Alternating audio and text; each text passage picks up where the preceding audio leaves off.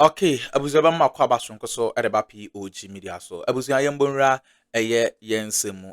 Suspended Chief Justice Torkornoo. Finally, committee of inquiry. Omotna say ne petition for her removal no. Omotna say omo investigation. Finally, oma submit petition report no, and as a investigations report no e ama President Mahama ene many ya enye asem keto akra nti no sisi ade suspended Chief Justice Torkornoo na bem abu after say omo den omo submit final report no e de kokoma President Mahama nti no mom yenko na yenkonkotie ensema ekọ so unsubscribe ya subscribe like na share ma afofron so ensa into me enkabi aha POG Media so medamase 146 of the Constitution 1992 for the removal of Chief Justice Gertrude Asaba Araba Sakitokon, and the public was made aware of this fact.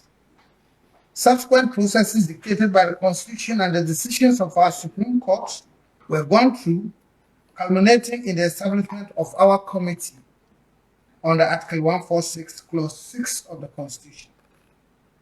The nation was further duly informed, and when we commenced our work on the 15th of May 2025, the Minister of State for Government Communications was briefed and notified the public about it. There has been considerable interest in our work, shown through comments and opinions by Ghanaians and international observers as well. However, the committee restrained itself all along from reacting, even when blatant false statements were made about members of the committee and our work. To the committee, our mandate and remit is set out under Article 146, Clauses 7 and 8 of the Constitution. It's clear, and it is to inquire into the petitions in camera, hear the person against whom the petitions have been brought in her defense by herself or by her lawyer or other expert of her choice, and then make a recommendation to you, Mr. President. As I have said above, 3 petitions were referred to us. And though all 3 petitions seek the same relief, each petition is distinct and would succeed or fail on its individual strengths or weaknesses. Mr. President, without disclosing the substance of the proceedings, and since in-camera proceedings is not the same as in secret, we can state that in respect of the first petition, we received evidence by Mr. Daniel Ofori, the first petitioner, through 13 witnesses. Similarly, the Chief Justice in her defense called 12 witnesses, including expert witnesses, as she is entitled to do under the Constitution. The Chief Justice testified personally and was cross-examined. The committee received about 10,000 pages of documentary evidence from both sides. There were 4 lawyers that represented the first petitioner, Daniel Ofori, and 4 lawyers represented the Chief Justice. Mr. President, after critical and dispassionate examination and assessment of all the evidence, including the expert evidence, against the provisions of the Constitution and the relevant laws, we have, without fear or favor, arrived at a recommendation on the first petition. The recommendation is contained in the envelope which I now give to you. Let's bring you more from that. Dennis Wedampuaberi is here with me. Dennis, now that we know that a presentation has been made, what's next really? Well, so looking at Article 146, which is the basis for this committee and all the work that has been doing, we know it's been done in camera, also in accordance with the Constitution. The next step for the proceedings in this particular instance will be for the President to act in accordance with the recommendations of the committee. Mind you, in the chair of the committee's presentation, he did indicate that their recommendations or report is contained in an envelope which was presented to the President. That presupposes at the point of presentation, the President did not know what actually is contained in there and what the recommendations would be. But the expectation says that once he looks at the recommendations of this particular committee, acting in accordance with Article 1469, which says that the President shall, in each case, act in accordance with the recommendations of the committee. So that will be the next line of action in respect of this whole proceedings that has gone a long way coming to today, knowing all the legal challenges that it has faced. But it's also instructive to state, listening from the chair of the committee, Justice Poamang, indicates that this is in respect of one petition. We know there were 3 petitions that were put before the committee. They looked at one, which is in respect of the Daniel Ofori petition.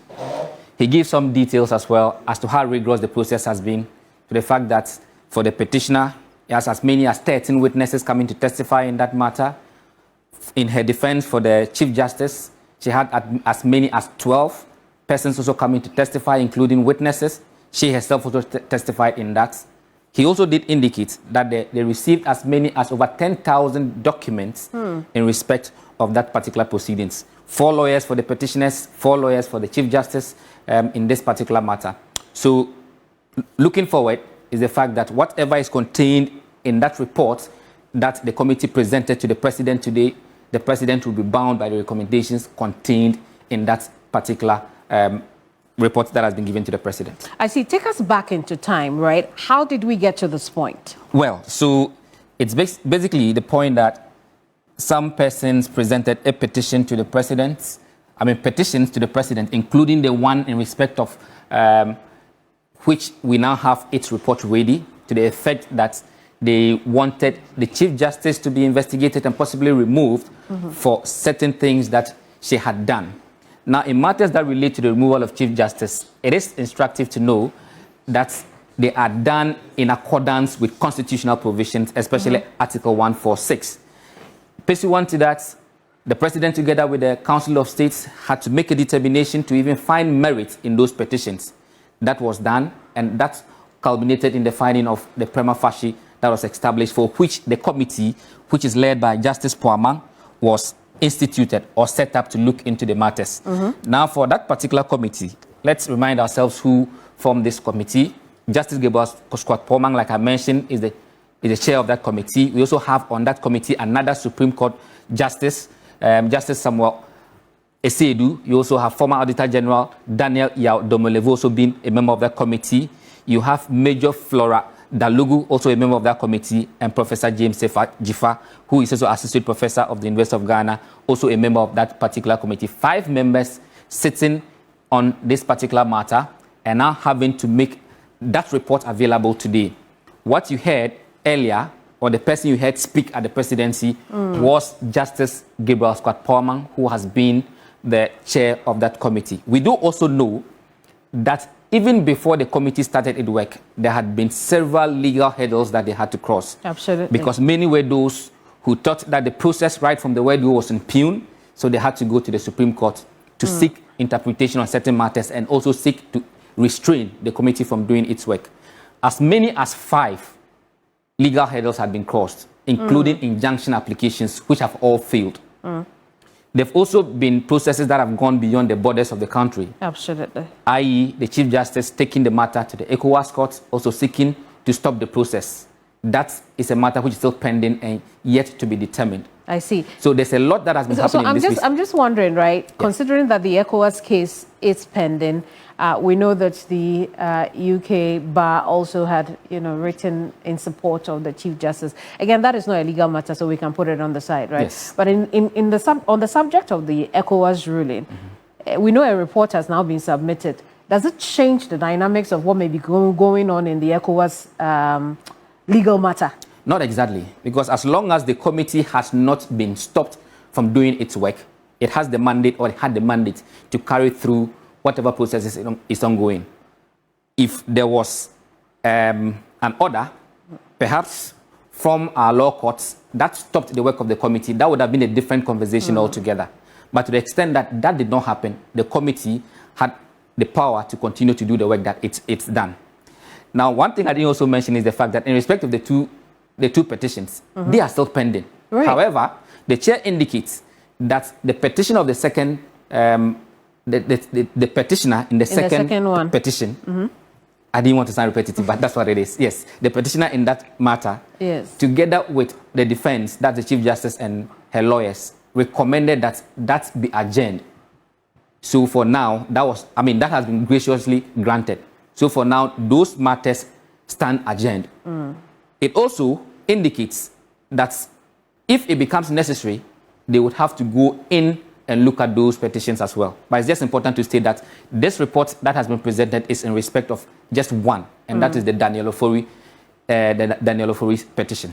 And that is enough to proceed on whatever the next actions are? Yes, depending on the... legally speaking. Yes, depending on the findings that are made in that report, it is enough for the president to act on, because like I showed you under Article 1469, it's instructive that once the committee presents its recommendations, whatever the recommendations are, the president is bound by those recommendations.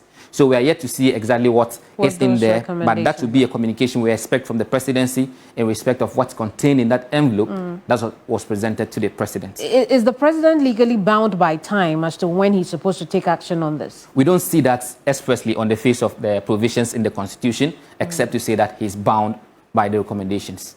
To act? To act, yes. Indeed. Thank you so much for bringing us those details. Dennis Kwaberi has just been sharing with us details of that report that has been, well, not the report itself, but we know that news just coming in is that the report from the committee investigating suspended Chief Justice Gertrude Torkornoo with regards to some petitions that have been submitted for her removal over accusations of misconduct. They've presented that report to the president. Then this has just been telling us what could take place now going forward. It's unclear what is contained in that report presented to the president at this time, except that the committee has told us that 2 of the petitions were not considered. They gave reasons why that is the case, but on one petition, that is what the report is based on at this time. Then this has also been telling us all the legal hurdles it had to follow, and the fact that this will have no bearing on the case in ECOWAS and, vice versa as well. So that's just news coming in. The committee investigating accusations of misconduct against Chief Justice Gertrude Torkornoo has submitted its report to the president. We'll see how this plays out in the course of the news day. In the meantime, let's bring you something from Akwetia, because the director of the Electoral Commission, Benjamin Barnobio, says all is set for the Akwetia by-election scheduled for Tuesday. He noted that the Ghana Police Service has assured of heightened security to ensure a smooth and uninterrupted voting process. The director also urged all political parties to ensure they have copies of their official documents on hand to prevent any conclusion or confusion at the polls. Tell you that the commission is ready for tomorrow. Today, what is left is for us to do the packaging, and then at dawn, we set out to distribute our materials to all the 119 polling stations. And then the poll will kickstart at 7 o'clock in the morning at all the polling stations. And so if political parties are well organized, they can even put their figures together. And if they do that, what they arrive at should be the same thing as the collation of Saul. So there is nothing like somebody hiding somewhere to do something. Everything is transparent, very transparent. And we also involve the political parties at all levels. My security, as we are aware, is the baby of the police. And they have assured us in the presence of all the political parties who are contesting and the Electoral Commission that they are going to give out their best. And if you have heard what is happening, I think they are on course. Everybody was worried about what happened in Abrekumanov, and they have assured us that that is a thing of the past, and they are putting in all measures to ensure that we have a very peaceful election. Now, MPP flag bearer aspirant Dr. Mahama Bawumia has stoked controversy for linking the numerous court battles deceased Akwetia MP Ernest Kumi faced to his death. Let's take a listen. Na ne pressure no na e kosoro court no be di asem no wieye be June 11th ho na court no say ampa onene the rightfully elected member of parliament for Akwatia. SAS Semnobi 26 days per and free 26 days. Inti Odriana Odi nim lawyer, Odi animating court no. Sa lawyer no say na also obejina ama NDC4. Me say thank you for Akwatia for mama fasa akonia no emma sa lawyer no yamfama Solomon Kwame Asumedu na yanko nana Bibia NS Kase obeye ama Akwatia no yebabua Kwame Asumedu. Well, the NDC has also been responding to this. Here's Deputy Director of IT and Elections, Rashid Tanko Computer, on the same comment that the former Vice President made. You see, such reckless statement should not be coming for a statesman. Very reckless statement. A statesman of that stature should not be making such utterances. Have they forgotten so soon? In 2012, we won election, very clear mandate. They dragged our then president to court for 8 months, wasted our time in court for 8 months. Was their intention to kill the president? The pressure they gave the then NDC administration, was it meant to give us torture? Is that what he's telling us? Asinov, what sent us to Asinov? Flimsy issues, they send us to court just to make sure that they get him out from parliament. The man went through trauma. He was in the forefront. He even came there severally, asking that they shouldn't vote for Jesse Christine again in the Asinov by-election. We beat them to it. What are they talking about? Is it the first time election petition has gone to court? We have gone to court severally. Indeed, MPs has been removed from parliament. They've been in parliament for 2 years and they were removed. The likes of a Williamson by-election that we held. Nimakan was in parliament. Well, New Central co-anchor Mawena Egbeta is on the ground where many are asking that big question about who will win the seat come September 2nd, 2025, which is tomorrow. Let's join Mawena now and have a feel of events on the ground. Mawena, what can you report? Come to me. Right, Kameni, so over here at Akwatia, it's been all smooth up until this point.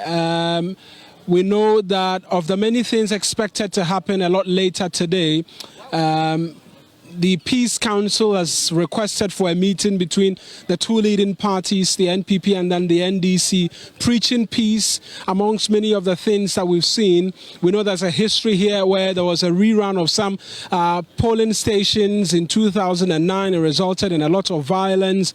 And so there's been a lot of security deployment. Also, our political highway so suspended Chief Justice Torkornoo and a committee na submit on final report at the Akroma President Mahama no ahonsem na etwagu ya better master some JP kokoti sa ensem we at the MI POG Media so medamase.